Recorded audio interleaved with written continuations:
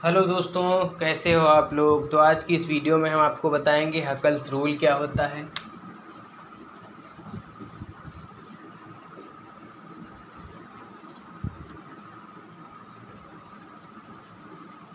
Huckel's rule for aromatic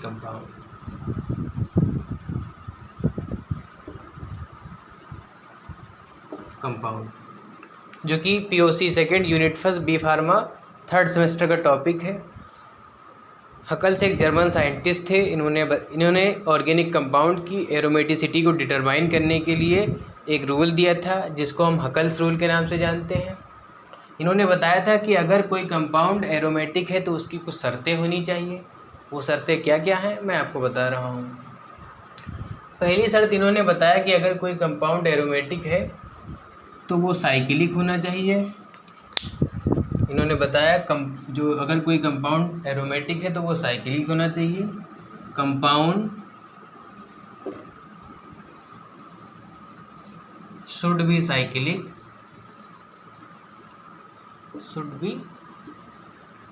cyclic मतलब ring form में होना चाहिए। रिंग फॉर्म इस तरह से स्ट्रेट नहीं होना चाहिए, रिंग फॉर्म में होना चाहिए, क्लोज होना चाहिए। इस तरह से क्लोज होना चाहिए।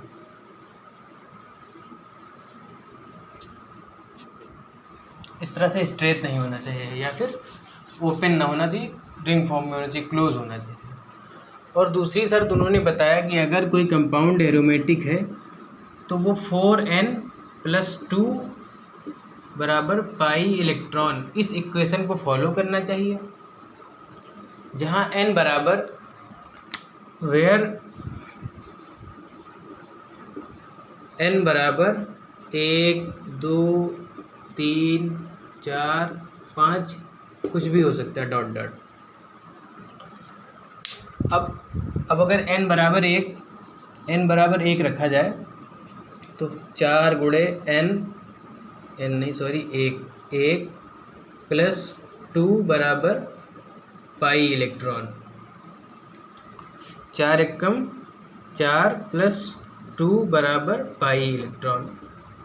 तो पाई इलेक्ट्रॉन बराबर 6।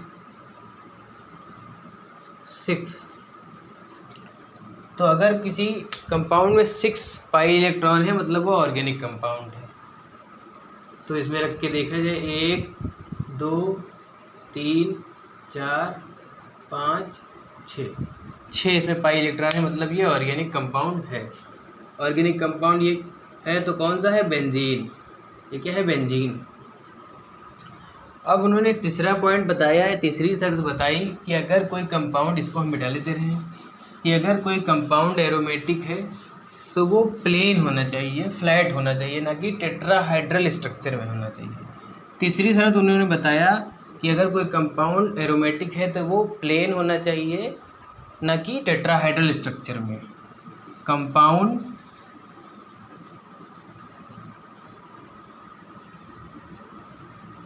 शुड बी प्लेन या फिर फ्लैट। और चौथी शर्त उन्होंने रखी कि अगर कोई कंपाउंड एरोमेटिक है तो उसमें रेजोनेंस होना चाहिए, कंजुगेशन होना चाहिए। कंजुगेशन, रेजोनेंस होना चाहिए।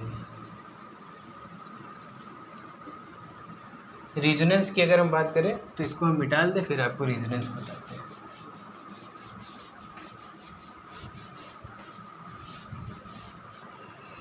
रेजोनेंस में क्या होता है? पाई बॉन्ड जो होते हैं उसका डीलोकलाइजेशन होता रहता है। जैसे ये एक बेंजीन रिंग है और इसमें जो पाई बॉन्ड है ये वाले, इनका डीलोकलाइजेशन होता है। ये यहाँ शिफ्ट हो जाता है, ये यहाँ शिफ्ट हो जाता है, ये यहाँ शिफ्ट हो जाता है।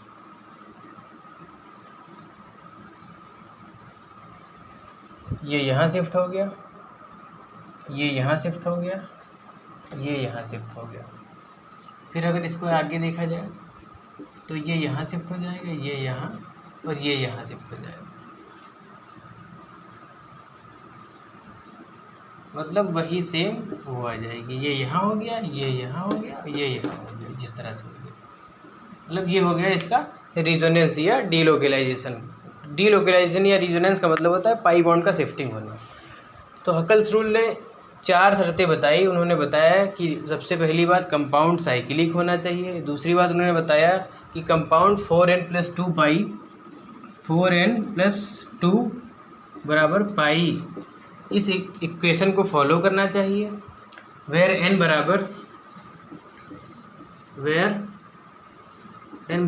1 2 3 कुछ भी हो सकता है, डॉट डॉट।